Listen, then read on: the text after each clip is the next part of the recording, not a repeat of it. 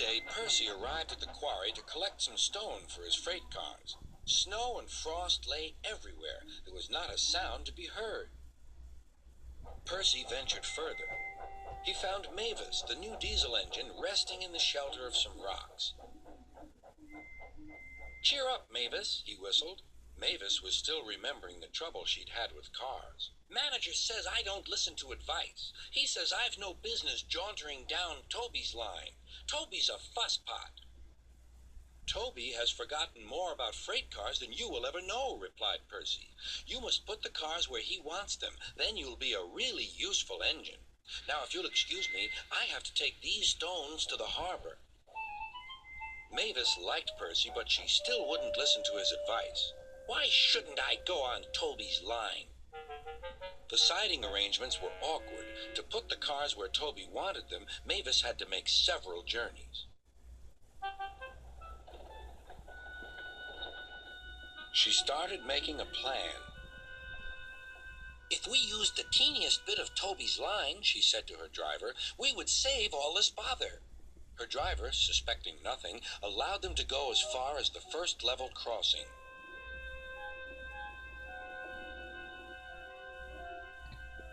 A few days later, the weather changed. As the snow melted, the quarry grew busy again. Some trains were so long that before leaving the cars for Toby, Mavis had to go beyond the level crossing with them. Now for her plan. She would go further down the line without it seeming her fault. "Can you keep a secret?" she asked the freight cars. Yes, yes," they chattered. "Will you bump me at the level crossing and tell no one I asked you?" The cars promised. But while Mavis was away, Toby arrived. He decided to shunt the cars himself. The cars decided to bump him anyway. They reached the level crossing and Toby's brakes came on. This was the signal for the freight cars. On, they yelled. Toby was away, with the cars screaming and yelling behind him. No one realized that melted snow had turned a stream ahead into a torrent, and the bridge above it was about to collapse.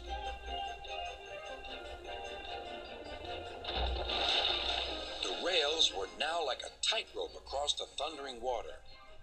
"Stop! Stop!" cried Toby. His driver fought for control. They came nearer and nearer to the bridge. It was all or nothing now. The driver braked hard.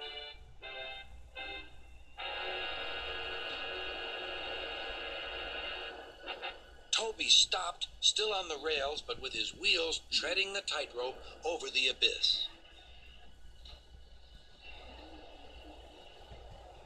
Mavis was horrified and quickly came to the rescue. Workmen anchored Toby with ropes while she pulled the freight cars away. Then she helped Toby to safety.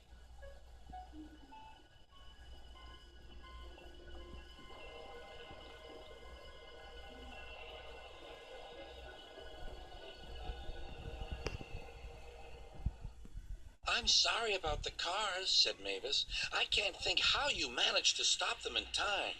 "Oh, well," said Toby, "my driver told me about circus people who walk tightropes, but I just didn't fancy doing it myself."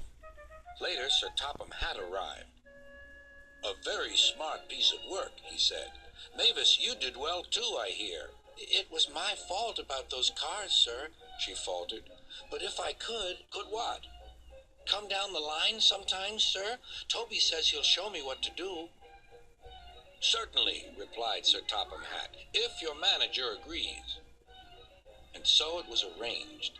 Now Mavis is as happy as can be, and Sir Topham Hatt thinks she's really useful indeed.